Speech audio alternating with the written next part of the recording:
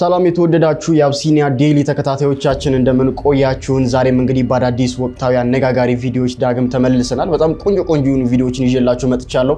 መመልከት ያለባችሁ ወቅታዊ ጉዳይ ናቸው ሁሉም ማለት ይቻላል። እናንተ ብቻ እስከ ፍጻሜው ድረስ አብራችሁን በመቆየት እነኚህ ጥሩ የሆኑ ቪዲዮዎችን እየተመለከታችሁ ሐሳባችንን ደግሞ እንደዚሁ በቪዲዮዎቹ ላይ ያነሳን ቆይታ የምናደርግ ይሆናል ማለት ነው። ለቻናላችን አዲስ ከሆናችሁ ቻናላችንን ሰብስክራይብ በማድረግ ቤተሰቡን ተወዳጁን እንደዚሁም ደግሞ ይህ ቪዲዮ በርካቶች ጋር እንዲዳረስልን ላይክ እና ሼር ማድረጋችሁን እንዳትረሱ እንዳትዘነጉ። ኮሜንት ላይ እንግዲህ ሐሳባችሁን በቪዲዮቹ ላይ ማስቀመጥም እንደዚሁ እንዳትረሱ። ወደ ቪዲዮቻችን እንገባለን። በቀዳሚነት የምናነሳው የምንገኝበትን እንግዲህ የጾም ወራት ምክንያት በማድረግ ወደ እናንተ አንድ ቪዲዮ እስኪያምጥችላችኋለሁ። ቪዲዮ እንመልከትና ከዛ ሐሳባችንን እየተለዋወጥን እንቀጥላለን። ጾሙ ገና ከመግባቱ መውጫውን የናፈቀን ሰዎች የለንም። ቅዳሴ ውስጥ አለን፣ ግን ከቅዳሴ ውጪ ነው። ኪዳን የፊት ለፊት ተሰላፊዎች ነን፣ ግን ከኪዳኑ የለንበትም። ትምህርት ልንማር ቁጭ ብለናል። ሐሳባችን ግን ቀን የጠፋበትን ነገር ስናብሰለስል ቆይተን ሃይማኖት ከምግባር ከተለየች ምግባርም ከሃይማኖት ከተለየች ሁለቱም ጥቅም የላቸው። መከራ ሲበዛብን ነጋዴው ንግዱ አላዋጣ ሲለው፣ ተማሪ የተማረው ነገር ከፍሬ ያልደርስለት ሲለው፣ የሚለፋው ሰራተኛ በስራው ልክ የሚገባው ማግኘት ሳይችል ጤነኛ የነበረው ሰው በደዌ ሲያዝ አይ እግዚአብሔር ረስቶኛል ካሁን በኋላ ህይወቴ በቃት ያለባቸው ዘመኖች የለን። አይ ቲንክ እቺ የብዙዎቻችን ችግር ይመስለኛል። ገና ጾሙ ከመጀመሩ የመውጫውን የምንናፍቅበት፣ ገና ጾሙን ከመያዛችን የመፈቻውን ቀን እንደዚሁ የምንናፍቅበት ሁኔታ ውስጥ ምናልባት ገብተን ሊሆን ይችላልና ያው መምራችን ይህንን ያስተማሩን በጣም ግሩም የሆነ ሐሳብ ነው። ምናልባትም ብዙዎቻችን ካለንበት የህይወት ጫና እንደዚሁም ደግሞ ካለብን ብዙ አይነት የህይወት ውጣውረድ ምክንያት በማድረግ እንግዲህ ያለንበትን ነገር ስናማር እንመለከታለንና ለዚያም ምናልባት እንደ ማንቂያ ደውል አድርገን ልንወስደው የምንችለው ትምህርት ነውና በጣም ጥሩ የሆነ ሐሳብ ነው። እንቀጥል። ጾምኩኝ፣ ሰገድኩኝ፣ ሱባኤ ገባሁኝ፣ ጸለይኩኝ፣ መጸወትኩኝ፣ ጭራሽ የሰይጣን ፈተና በእጥፍ ሆነብኝ። ሰይጣንን ግን በአንድ ቀን በአንድ ነገር አሸነፍኩት አለ። ልብ አድርጉ። ጾምኩኝ አለ፣ ጸለይኩኝ አለ፣ ሰገድኩኝ አለ፣ አርምሞ ያስኩኝ አለ፣ መጸወትኩኝ አለ። የሰይጣን ፈተናው በእጥፍ ሆነብኝ፣ ግን ሰይጣንን በአንድ ነገር አሸነፍኩት። እስቲ ሁላችሁም ሰይጣንን በሉ በአንድ ነገር እናሸንፈዋለን። በምን ይመስላችኋል? በዝምታ። እስቲ በዝምታ በሉ። አንዳንድ ቀን በአፋችሁ ስትናገሩ ጠዋት ቤተክርስቲያን ልትሄዱ ወይ የሆነ ገዳም ልትሄዱ እህቶቼ በደንብ አዳምጡ። እናንተ ናችሁ መቼም በደንብ ብዙ ቦታ መዞር የምትወዱትና እንደው የሆነ ገዳም ልትሄዱ አስባችሁ ከሰዎች ጋር ትነጋገራላችሁ አይደል? ይሄው ጠዋት እንትን የሚባል ገዳም ልሄድ ነው ተረስቻለሁ። ልብሳችሁን ታዘጋጃላችሁ፣ ነጠላችሁን፣ ጸሎት መጻፋችሁን ቦርሳችሁ ውስጥ ታደርጉና ሽክፋችሁ ትነሳላችሁ። ጠዋት ስትመጡ ደግሞ ወቅቱን ያልጠበቀ ልማድ አንስት አይደለ የወር አበባ ያገኛችሁና ወይኔ ይሄው እጄ እንዳልጠመቅ ሰይጣን ዘጋብኝ ይባላል። ስለዚህ ሰይጣን የምናችሁ ሰማ ማለት ነው። የአፋችንን በሉ እንጂ ምን የምናችንን የአፋችንን። ገዳም ልትሄዱ ስታስቡ ለሰው አትናገሩ፣ ዝም አጅሮ የልብ አያውቅም። የምንድን ነው የሚሰማው? የጆሮ ይሰሙኝ እንጂ የአፍ ነው የሚሰማው። ስለዚህ በጆሮ ስለሆነ የሚያደምጣችሁ። ስለዚህ በዝምታ እኛ የኢትዮጵያ ሊቅ በምን አሸነፍኩት አሉ? የሰማችሁ ነው። ማድረግ የሚፈልገውን ነገር ለዛ ሰው ለማድረግ በጽሁፍ አሉ። ምን አለ? ለዚህ ነው ቅዱስ ዳዊት ወአርመም ኩለሰና ይላል፣ ለበጎ እንኳንም ዝም አልኩ ይላል። እና በዝምታ የሚታወቁ አባት ናቸው። አባ ጋቶን በረከታቸው ይደርብን።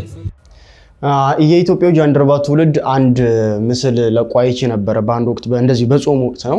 ይሄ ምንድነው? የቅዱስ ያሬድን ትምህርት ወይም ደግሞ ከዚህ ከጾም ጋር በተያያዘ ያስተላለፈውን መልእክት ነው በምስል አድርገው የለቀቁት። ያምን ነበር ስንጾም መጾም ያለበት እንደ ሆዳችን ብቻም ሳይሆን አንደበታችንም መጾም እንዳለበት፣ አይናችንም መጾም እንዳለበት፣ ጆሮአችንም መጾም እንዳለበት እንደዚህ የሚያሳይ ትምህርትና መልእክትን አስተላልፎ ነበርና ምናልባት ከዚህ ትምህርት ጋር በደንብ ይስማማል ብዬ ማስባለሁ። ጸሎት የሚባለው ግዴታ ዳዊት አወጣ መጸለይ አይደለም። ተመስገን ጌታ ጸሎት ተመስገን እግዚአብሔር የትም ቦታው ለሰይጣን አገር የለው፣ ለሰይጣን ሰዓት የለው። ወይ ጉድ! ሰዎች እኮ ሰይጣን ይሄን ያህል ሰዓት ተብሎ ተበጅቶለታል ይላል።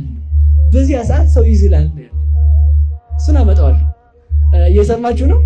ስለዚህ ምንድነው ሁልጊዜም ቢሆን የትም ቦታ ሆነን እግዚአብሔርን መጥራት። ማንን መጥራት? አሁን ማንን እየሰማችሁ ነው? እግዚአብሔርን በሉ።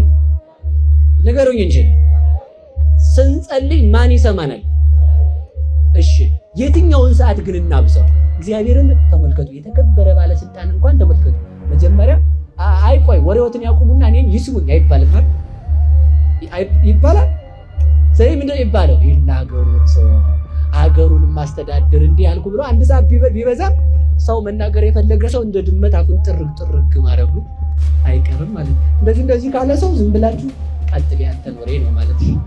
እንደዚህ ካለ ችግር ነው። እንደዚህ ካለ ደግሞ የምትናገረው ነገር እየገባኝ አይደለም። ልክ የሚሉ ሰዎች ልክ አይደለም። እውነቴን ሲሰለቻቸው ሁሉ ምንድን ነው ያልኩት ትሬ እና እንደዛ አይደለም። እና ምንድን ነው ልላቸው የፈለግኩት ስንጸልይ ማን ይሰማናል? እሺ ብዙውን ሰዓት ማንን በመስማት እንውሰደው? ስንማር ማንን ነው የምንሰማው? እንዲህ ያለ ነገር እወዳለሁ፣ ስራዬ ይሄ ነው፣ እንደዚህ አድርጉና ኑ ሲለን ስንመጣ በብሩህ ገጽ እንድንመጣ ምን ማለት አለብን? መማርን መውደድ። ስትማር ማንን ትሰማዋለህ? እግዚአብሔርን። ስታውቅ ማንን ትሰማዋለህ? ስታነብ እግዚአብሔርን። ስለዚህ ተመልከቱ፣ ብዙ ጊዜ ትምህርት እየተሰጠ ጸሎት ጸልዬ ነው የምመለስ፣ እኔ አልሰማም አልማርም። አሁንማ ሰው ጠግቧል እኮ በቃ አሁን በዚህ ዘመን አስተማሪ አያስፈልግም። በቃ አነበዋለሁ ከዚህ እስከዚህ እኔም እስከ ራዕየ ዮሐንስ ነው የማዞረው ይላል። አታነበውም ወዳጅ፣ እሱ ነው የሚያነብህ አንተን ማለት። ወረቀት ስንት ሉካ ነበብኩ እያልክ ስትቆጥር እየዋልክ መስመር ስትቆጥር እየዋልክ ነው እንዲህ አንባቢ መሆን። እንደዛ አይደለም። ስለዚህ ምን ማለት ነው መሰላችሁ? ስንማር ማንን እንሰማለን? በሉ ንገሩኝ። ጸሎታችን እንኳን አቋርጦ አላልኩም? ተመልከቱ። ጸሎታችንን እንኳን አቁመን ማንን ልንሰማ ይገባል? ንገሩኝ እንጂ ማንን መስማት ይቀድማል? እግዚአብሔርን ስትሰሙ እግዚአብሔር ይሰማችኋል። እግዚአብሔር ሁላችንን ይስማን። ምናልባት በዚህ ትልቅ የጾም ጊዜያት ውስጥ በጉዟችን ውስጥ እንግዲህ ከምናደርጋቸው ነገሮች ወይም ደግሞ ቤተክርስቲያን እንድናደርግ ከምታዘን ነገሮች መካከል አንደኛው ጸሎት ነው። ያው እንግዲህ ጾም ያለ ጸሎት ዋጋ እንደሌለው በአንድም በሌላ መንገድ ታስተምራለች ቤተክርስቲያን እና በዚህ በታላቁ ጾም ውስጥ እንግዲህ ትልቅ ድርሻ ያለው ጸሎት እንደሆነ ይታወቃል። ታዲያ የብዙዎች ጥያቄ እንዴት አድርጌ ልጸልይ? ምንድነው መጸለይ ያለብኝ በዚህ ጊዜ በዚህ ጾም ጊዜ ውስጥ ጸሎቴንስ እንዴት ነው ማድረስ ያለብኝ የሚሉ ትልቅ ጥያቄዎች ከተለያዩ ወገኖች ሊመጡ ይችላሉ እና የመምህራችን ወይም ደግሞ የአባታችን መልስ ለዚህ ጥሩ የሆነ ምላሽን ወይም ደግሞ ትልቅ የሆነ እውቀትን እንድናገኝ የሚያደርግ ሆኖ አግኝቼዋለሁ። ውድ ቤተሰቦቼም በአንድ ወቅት ላይ ፓስተር ቸሬ ያስተላለፈው መልእክት በተለይም ደግሞ ከእስራኤልና ከጋዛ እንደዚሁም ደግሞ ከኢራን ጋር የነበረው ጦርነት ወይም ደግሞ ሰጣ ገባ ውስጥ አንድ ንግግር አስተላልፎ ያን ንግግሩም ትልቅ የሆነ መዘዝን አሊያም ደግሞ ትልቅ የሆነን ችግርን ፈጥሮበት እንደነበረ ምናልባት በአንድም በሌላም ሰምታችሁ ይሆናል ብዬ አስባለሁኝ። አሁን ላይ ግን ፓስተር ቸሬ አሁን ስለ ሰሞነኛው ጉዳይ ሲጠየቅ የመለሰው ምላሽ በርካቶችን እያስገረመ ይገኛል። በዚህ ሰሞን ማለት ነው። ፓስተር ቸሬ ከዚህ በፊት ተጠይቆ መልሶ ወይም ደግሞ ሀሳብ ሰንዝሮበት ስለ ጉዳዩ ችግር ያመጣበት ኋላ ላይም ደግሞ ተጠይቆ ኋላ ላይ ያ ችግር ከተፈታ በኋላ ድጋሚ ተመሳሳይ ጥያቄ ሲቀርብለት የመለሰው ምላሽ ምን ይመስል ነበር የሚለውን እስኪ በተከታታይ የፓስተር ቸሬ ንግግሮችን እንስማ። የሆነ ፊልስጤማዊ ሲመጣ የሆነ ሶሪያዊ ሲሞት ታባታቸው የሚል ክርስቲያን ደም ሲፈስ የሚደሰት ሰው ሲጋደል ሲታቆስ ሲተራረድ ይሄ ክርስትና አይደለም። ብራዘር እንደገና ቆም ብለህ ቼክ አድርግ። የተሳሳተ ነገር ገበተዋል። የአጋንንት አጃቢ ሻማያዥ አድርጓል ሴጣን። እስራኤል ጋር በተፈጠረው ግብ ችግር የእስራኤል ኤምባሲ ያወጣው መግለጫ ነበረና ጸረ ሴማዊ ነው የሚለው በጣም አስገርሞኛል። እኔ ሰው ምጠላ ሰው ለይቼም ምጸየፍም ምንቅም ምነካም ሰው አይደለም። ሐሳቦች አይዲያዎችን የሰዎች ክፋትን ነው የምገልጠው እንጂ ፐርሰናሊ እኔ ሰዎችን ነጥዬ ብሔርን፣ ዘርን፣ እምነትን፣ ቋንቋን ለይቼ ጠልቼ አላውቅም እና አንዱ እሱ አስገርሞኛል። በሰላም ፈታችሁት ከእስራኤል ኤምባሲ ጋር ነው? እኔ ዝም ነው ያልኩት። እኔ ምን አንዳንድ ነገር በዝምታ ውስጥ ዝምታ ከንግግር የሚበልጥ ውጤት ያመጣል። አንዳንድ ጊዜ ዝምታ ሰዎች ግራም ቀኝም እንዲያስቡ ያደርጋል። የሰዎች ዝምታ ብዙ ነገር አበቃ። እኔ ዝም ስል እኔን ወደኋላም ሄዶ ማየት እኔ ወደኋላ ሄዶ ሰው እንዲያይ ዕድል ነው የሰጠሁት። ለሁሉም ነገር መልስ አትሰጪ። አሁን እንግዲህ በወቅቱ እጅጉን አነጋጋሪ ርዕሰ ጉዳይ ነበረ። የእስራኤል ኤምባሲም እንግዲህ በፓስተር ቸሪ ላይ በጣም ጥብቅ የሆነ መግለጫ እስከ ማውጣት የደረሰበት እንደነበረም እንደዚሁ እናስታውሳለን። አሁን ላይም ታዲያ ስለ ሁኔታው ሲጠየቅ የመለሰው ምላሽ ይህንን ይመስላል። እንቀጥላለን። ውድ ቤተሰቦቼ እስኪ ስለ ውስጣዊ ሰላም ወይም ደግሞ በህይወታችን ውስጥ ስንኖር እጅጉን የሚያውኩን ነገሮች በርካታ ነገሮች ሊኖሩ ይችላሉ። ነገር ግን እስኪ ስለ ሰላም አንድ ቪዲዮ እንመልከት። ስማኝማ፣ ሰላምህን የሰረቀው ማን ነው? የእግዚአብሔር ሰላምና ጸጋ ከሁላችን ጋር ይሁን። እንደምን ቆያችሁ? ሰላምህን የሰረቀው ማን ነው? ሰላማችሁን የወሰደው ማን ነው? ሰላማችሁ ከየት ጠፋ? ሰላም አጣው፣ ሰላሜ ተናወጸ፣ ሰላሜ ተናጋ፣ ብዙ የምትሉ ሰዎች አላችሁ።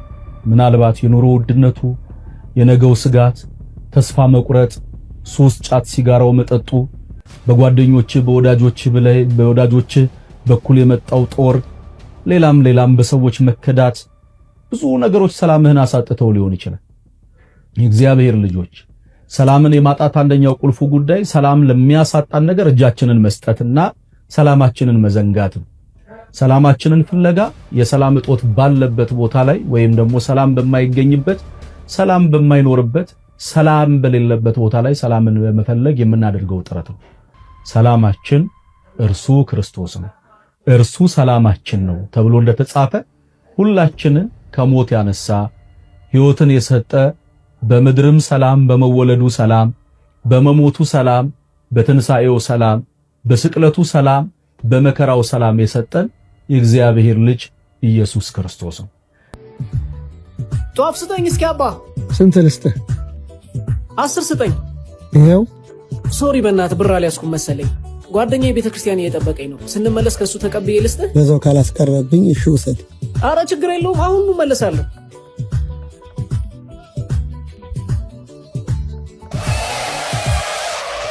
ደረጋችሁ መልሱልኝ እንጂ እንደ ባለፈው ሰውዬ በዙ እንዲያስቀርብህ እኮ ብሎ ነው። አልገባኝም።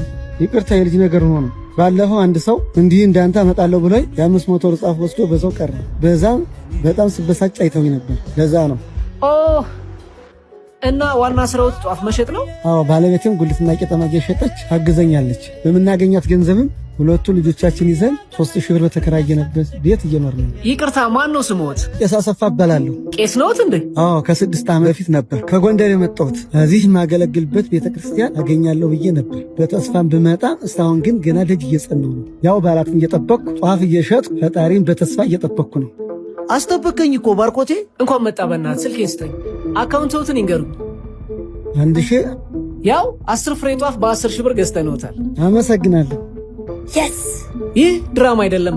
የሚሰሩ ሰዎችን በድራማ መልክ 10 ሺህ ብር የምናግዝበት ይህ ድራማ አይደለም የተሰኘው ኮንቴንታችን ነው። አሁን የተመለከታችሁትም የአባታችን እውነተኛ የሚኖሩት ህይወት ነው። እንደ ሀገር ለማደግ የሚሰሩ ሰዎችን ደገፍ ማድረግ። ባርኮት አድቨርታይዚንግ። ይህ ድራማ አይደለም። ባርኮት በጣም ነው የሚችለው። በጣም በቃ እንደነዚህ አይነት ቀልድ የሚመስሉ ወይም ደግሞ ውሸት የሚመስሉ ታሪኮችን ነገር ግን እውነተኛ ታሪኮችን በድራማ መልክ እንደዚሁ ነው በጣም አጓጊ በሆነ መልኩ በእንደዚህ አይነት አቀራረብ እንግዲህ በቲክቶክ እየሰራ ያቀርባል። በዛውም ደግሞ ስራቸውን ያበረታታል፣ ያግዛል። ከራሱም እንደዚሁም ደግሞ ሌሎችም ወገኖች እንዲረዱ በማድረግ እንግዲህ መንገድ ይሆናል ማለት ነውና በጣም የሚያስደንቀኝ ሰው ነው። ቲክቶክን ወይም ደግሞ ሶሻል ሚዲያን ለበጎ ዓላማና ሰው እየወደደው እንደዚሁም ደግሞ ለሰዎች የሚተርፍ አይነት ኮንተንት ወይም ይዘት ፈጣሪ አድርገን የምንወስደው ወይም ደግሞ እንደዛ አድርገን ልንወስደው የምንችለው ልጅ ነውና በጣም ነው የምወደው፣ በጣም ነው የሚመቸኝ። ይሄም ቪዲዮ እንግዲህ በርካቶችን ያስገረመ በርካቶችን ደስ ያሰኘ ነው። እናንተም እንደወደዳችሁ ተስፋ አድርጋለሁ። በጣም ስለወደድኩት ነው ወደ እናንተ ያመጣሁትና እናንተም እንደወደዳችሁ ተስፋ አድርጋለሁኝ። እንቀጥላለን። ኦርቶዶክስ ቤተክርስቲያን ይህንም ያህል መስቀል አንጠልጥላ ኢየሱስ ሲባል ሰዎችን ታሳድድ ይሆን? ክፍል 2 ወቅቱም የጾም አይደል? ኑ እስኪ እናውጋ። ኑ። ታሪኩ የሚጀምረው ከ2000 ዓመታት በፊት ነው።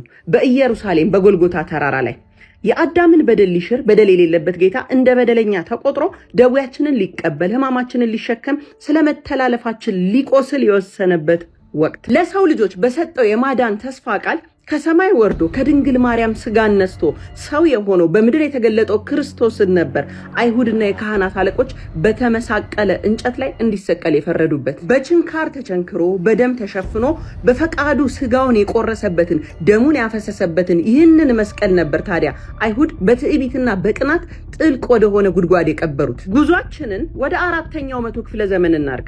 የዓለም መድኃኒት ያረፈበትን መስቀል ለ300 ዓመታት ወደ ሸፈኑበት ዘመን የሮማ ንግስት የንጉስ ቆስጠንጢኖስ እናት ንግስት እሌኒ የክርስቶስን መስቀል ለማግኘት የቆረጠችበት በታላቅ ተጋድሎ በረጅም ጊዜ ልፋትና ድካም የመስቀሉን ማረፊያ ቦታ ያስቆፈረችበት በመስከረም 17 ቀን መስቀሉን አግኝታ በመጋቢት 10 በጎልጎታ ቤተ መቅደስ አሰርታ ያስቀመጠችበት ወቅት። ይህም ወቅት አልፎ በታሪክ ሂደት የሮማውያን ግዛት እየደከመ ሲመጣ ነበር መስቀሉ በግብጽ ነገስታት እጅ ወደቀው። በዚሁ ወቅት ነበር ያ የድል ነሺዎች ምልክት የክርስቶስ አርማ የአጋንንት መቀጥቀጫ ክርስቶስን ላመነ የተሰጠውን ምልክት መስቀልን ወደ ሀገረ ኢትዮጵያ ሊያመጡት መሻት መጓጓት ያደረባቸው ኢትዮጵያዊ ንጉስ የተነሱት። ኢትዮጵያዊው ንጉስ አጼ ዳዊት ንጉስ አጼ ዳዊት ከዕለታት አንድ ቀን ከግብጽ የደረሳቸውን ደብዳቤ ቢከፍቱት በግብጽ የምንኖር እኛ ኦርቶዶክሳውያን በሃይማኖታችን እየታረድን ነው በገዢው መንግስት የሚል መልእክት አገኙበት።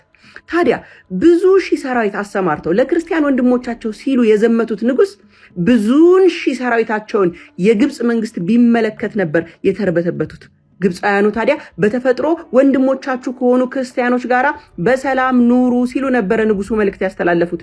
ይህንንም ጥሪ ሰምተው ፈርተው ርደው ውሃውንም ይዘው አባይንም አስተው በጥማት እንዳይገሉን በውሃ ጥማት እንዳያጠፉን ሲሉ ነበር ከወንድማችን ጋር ከወንድማማቾች ጋር እንታረቃለን ብለው ለእርቁ 12000 ወቄት ወርቅ ለንጉሱ ዳዊት ያስረከቡት። የልባቸው መሻት የጌታቸው መስቀል የሆነው ንጉስ ታዲያ ንጉስ አጼ ዳዊት ወርቁን ከናሽከሩ መልሰው ነበር በሀገሬ ድርቅና ቸነፈር መብረቅና ነጎድጓድ ይረግብ ዘንድ የጌታችንን መስቀል ከቅዱስ ነዋያት ጋራ ስጡኝ ሲሉ የላኩት። አንድም ንጉሳውያኑ ወይም ደግሞ ግብፃውያኑ በፍርሃት አባይን ይዘው በጥማት እንዳይገሏቸው፣ አንድም በአክብሮት ለሃይማኖት ባላቸው ቀናት ሲሉ ነበር ግብፃውያኑ መስቀሉን በመስከረም 10 ቀን ለአጼ ዳዊት ያስረከቡት። በሰረገላና በግመል በበቅሎ መስቀሉን ይዘው ቢጓዙ ከበቅሏቸው ላይ ወድቀው ነበር ታዲያ እኚህ ንጉስ በሱዳን ድንበር ላይ ባሉበት ህይወታቸው ያለፈው። በድንጋጤ የንጉሱን ሬሳ ይዞ ሰራዊቱ ወደ ቤተ መንግስት ነበር የተመለሰው መስቀሉን በዛው ትቶ። ጊዜያት አልፈው ከርሞ ልጃቸው ቢነግስ አጼ ዘርዓ ያዕቆብ የአባቱን ስራ ሊጨርስ ጉዞን ነበር ወደ ሱዳን ያደረገው።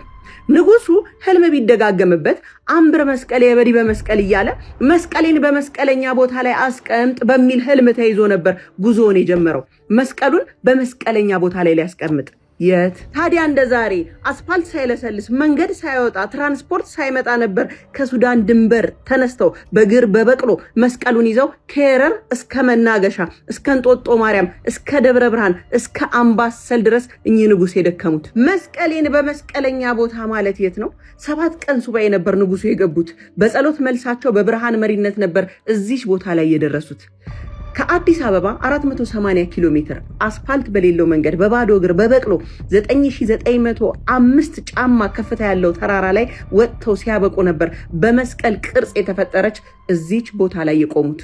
በሐይቅና በመቅደላ በደላንታ በየጁ መካከል በበሽሎ አዋሳኝ ወንዝ ታኮ ነበር በወሎ ክፍለ ሀገር በአምባሰል አውራጃ ጊሸን ላይ የቆሙት። ባለ መስቀል ቅርጿ ተራራ ጊሸን አምባን ቢያገኙ የጌታችንን መስቀል በድብቅ የቅዱሳንን ቅርስ የዮርዳኖስን ውሃ የዮሐንስን ስዕል አድርገው የቅዱስ ሉቃስ የእመቤታችንን ስዕል አድርገው የሐሞት መጠጫ የክርስቶስ የጌታችንን በዕለተ ዓርብ ኢየሱስ ክርስቶስ የለበሰውን አድርገው ነበር እዚህ ቦታ ላይ ማረፊያ ያሰሩት። እነሆ ዛሬ እቺ ቦታ የመማፀኛ ተራራ ትባላለች። ዘመናትን በጽናት ዓመታትን በብርታት እስከ እሴቷ እስከ ማንነቷ ይዛ የዘለቀችው ኢትዮጵያን ትመሰክራለች። ደብረ ነጎድጓድ፣ ደብረ ነገስት፣ ደብረ ከርቤ፣ ደብረ እግዚአብሔር፣ ጊሸን ማርያም በብዙ ስም ተጠርታለች።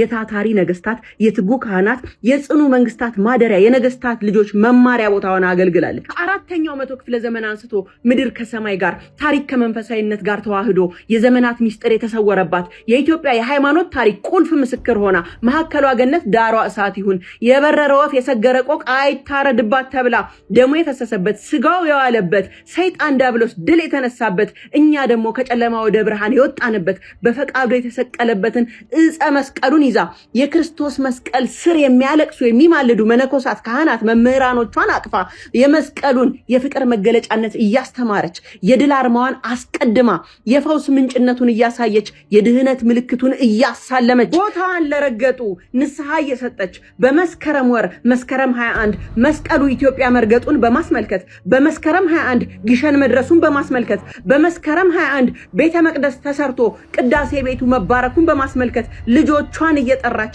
ኢየሱስ ጌታ መሆኑን እየመሰከረች ግሸን ደብረ ከርቤ ማርያም የጌታችንን የኢየሱስ ክርስቶስን አዳኝነት ከአራተኛው መቶ ክፍለ ዘመን ጀምሮ እየሰበከች እውነት ኢየሱስ ሲባል ይቺ ቤተክርስቲያን ሰዎችን ታሳድድ ይሆን? በዚህች ምድር ላይ ብዙ ቀሪ እድሜ የለኝም። ይህንን ቪዲዮ የምሰራው ለልጆቼ ነው። ልጆቼ እድሜያችሁ ከደረሰ ይህን ታሪክ ለታሪክ ቅብብሎች ለልጆቻችሁ አስቀምጡት። የዚህ ቪዲዮ መነሻነት መቼስ ታስታውሱታላችሁ ብዬ አስባለሁኝ። ከንግግሯም ሰምታችሁ ኦርቶዶክስ ቤተክርስቲያን ኢየሱስ ሲባል ታሳድዳለች፣ እንደዚሁም ደግሞ ኦርቶዶክስ ሲባል ኢየሱስን የማትሰብክ ሃይማኖት አድርገው እንግዲህ በተለያዩ ፖድካስት ላይ በተለያዩ ኢንተርቪው ላይ እንግዲህ ሐሳብና አስተያየቶቻቸውን ሲሰጡ የምንመለከታቸው ሰዎች በሰዓት ላይ እየበዙና እንደዚሁም ደግሞ በተለያየ አጋጣሚ እየተመለከትን እንገኛለን። በተለይ ደግሞ የዚህ ቪዲዮ መነሻ ከሰሞኑ እንግዲህ በአንድ ፖድካስት ላይ ቀርባ ስለ ኦርቶዶክስ ቤተክርስቲያን በፊት ስለነበረችበት ሃይማኖት ብዙ ስትናገር ለነበረችው ለዘርፌ ከበደ የሚመስል ነው ቪዲዮ። ምክንያቱም ዘርፌ ከበደ ቃል በቃል እንግዲህ ኦርቶዶክስ ቤተክርስቲያን ኢየሱስ ክርስቶስ ሲባል የምታሳድድ ቤተክርስቲያን ነች ብላ እንግዲህ ስትናገር ሰምተናታልና ሁሉም ሰዎች በእንደዚህ አይነት መልኩ እንግዲህ ኦርቶዶክስ ቤተክርስቲያን ኢየሱስ ሲባል ሰዎችን እንደማታባረር እየገለጹና ለዘመናት ኢየሱስ ክርስቶስን ስትሰብክ እየኖረች ያለች ለዘመናትም ስትሰብክ እየኖረች ሃይማኖት እንደሆነች እንግዲህ እየተናገሩ ይገኛሉ ማለት ነው። እስኪ እናንተስ በዚህ ጉዳይ ላይ በቪዲዮዎቹ በአጠቃላይ ምን አይነት ኮሜንትና ምን አይነት ሐሳብ አላችሁ የሚለውን በኮሜንት ላይ አስቀምጡልኝ። እኔ ግን እዚህ ጋር ላብቃ። በሌሎች አዳዲስ ቪዲዮዎች፣ ወቅታዊ አነጋጋሪ ቪዲዮዎች ዳግም እስከምንገናኝ በአዳዲስ መረጃዎች ዳግም ወደ እናንተ ጋር እስከምደርስ ድረስ ለዛሬው እዚህ ጋር ለማብቃት ወደድኩኝ። ቻናላችንን ሰብስክራይብ ማድረግ እንዳትረሱ። ይህንን ቪዲዮ ላይክ እና ሼር ማድረግም እንደዚሁ። በቀጣይ ቪዲዮ እስከምመለስ ቸር ቆዩልኝ።